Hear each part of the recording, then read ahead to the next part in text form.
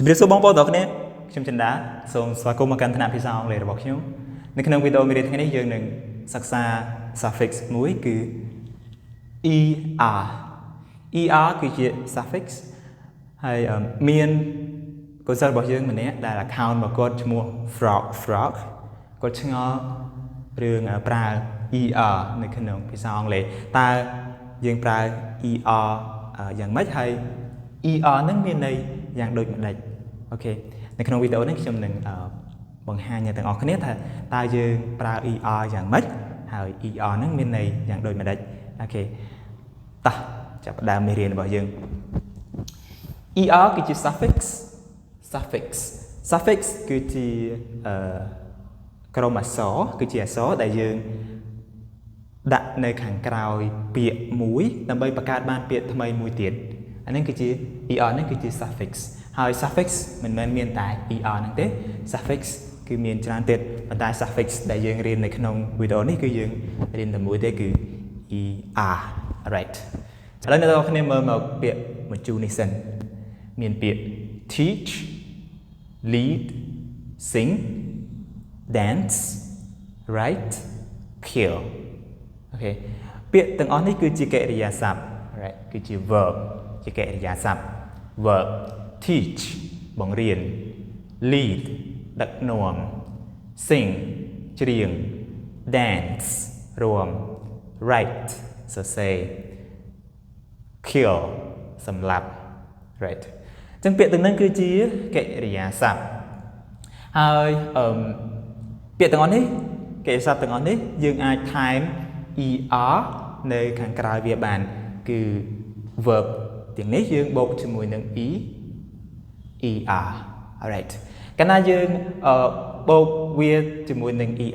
យកកិរិយាសព្ទទាំងនេះមកបូកជាមួយនឹង er ពេលនោះវានឹងក្លាយទៅជានាមក្លាយទៅជា noun teach teacher បង្រៀនគ្រូបង្រៀនអូខេ lead leader ដឹកនាំ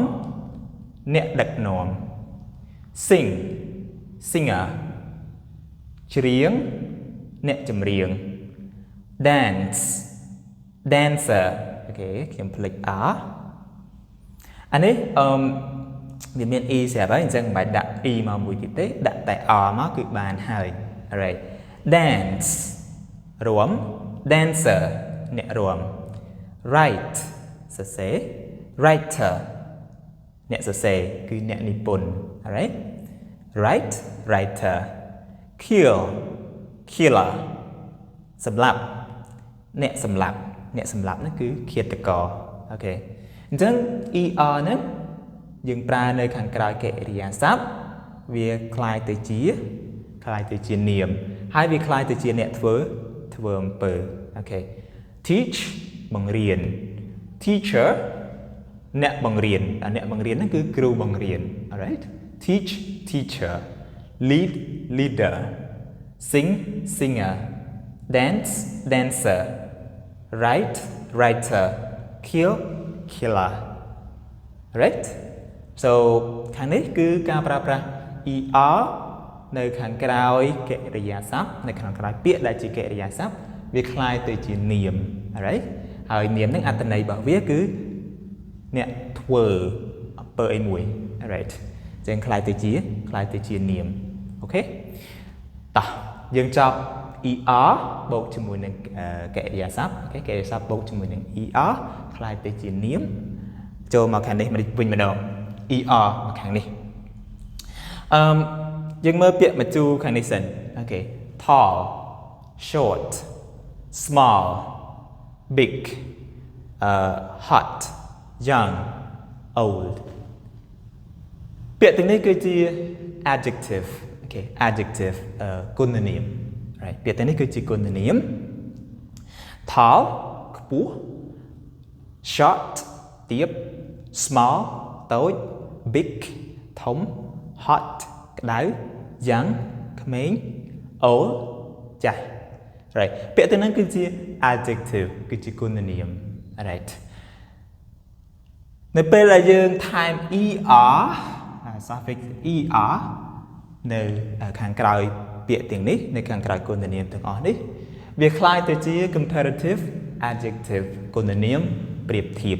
right tall taller cua chieng short shorter tiếp chieng small smaller tối chieng big bigger thông chieng hot hotter cái đau chieng young younger khmeng chieng old older cha chieng soប្រើនៅខាងក្រោយគុណនាម adjective វាคล้ายទៅជា comparative adjective មានន័យថាជាង alright អានេះគឺការប្រើប្រាស់ er បូកជាមួយនឹង adjective បូកជាមួយនឹង er right អញ្ចឹងសរុបឡើងវិញ er គឺជា suffix alright គឺជា suffix ហើយ suffix er បូកជាមួយនឹងកិរិយាសព្ទអូខេកិរិយាសព្ទកាពិតអូខេ suffix er ប្រើនៅខាងក្រោយកិរិយាសព្ទយកទៅបូកជាមួយនឹងកិរិយាសព្ទវាคล้ายទៅជានាមហើយនាមហ្នឹងអត្ថន័យរបស់វាគឺសំដៅទៅលើអ្នកធ្វើអីមួយ alright ដល់ពេល suffix er យកទៅប្រើនៅខាងក្រោយគុណនាមបូកជាមួយនឹងគុណនាមវាคล้ายទៅជា comparative adjective គុណនាមប្រៀបធៀបអូខេតោះឥឡូវយើងអានពាក្យម្ដងទៀតមុននឹងយើងបញ្ចប់មេរៀនរបស់យើង teach teacher lead leader sing singer dance dancer write writer kill killer okay tall taller short shorter small smaller big bigger hot hotter young younger old older alright តោះមេរៀនរបស់យើងបានមកដល់ទីបញ្ចប់ហើយអរគុណអ្នកទាំងអស់គ្នាដែលបានតាមដានទស្សនាវីដេអូរបស់យើងតាំងពីដើមរហូតមកដល់ចប់កុំភ្លេចជួយចុច like អូខេ subscribe បើមិនទាន់បានចុច subscribe រួចចុចបន្ទាប់ពី subscribe រួចហើយចុចរូបកណ្ដឹងដើម្បីទទួលបាន notification ពីខាង channel របស់ខ្ញុំនៅពេលដែលខ្ញុំ upload វីដេអូមេរៀនចូលទៅហើយបើមានជាមតិយោបល់ចម្ងល់អីទាក់ទងនឹងភាសាអង់គ្លេសអាច comment បាននៅក្នុង comment section ខាងក្រោមអរគុណសូមគោរពលាជួបគ្នានៅវីដេអូជាបន្តទៀត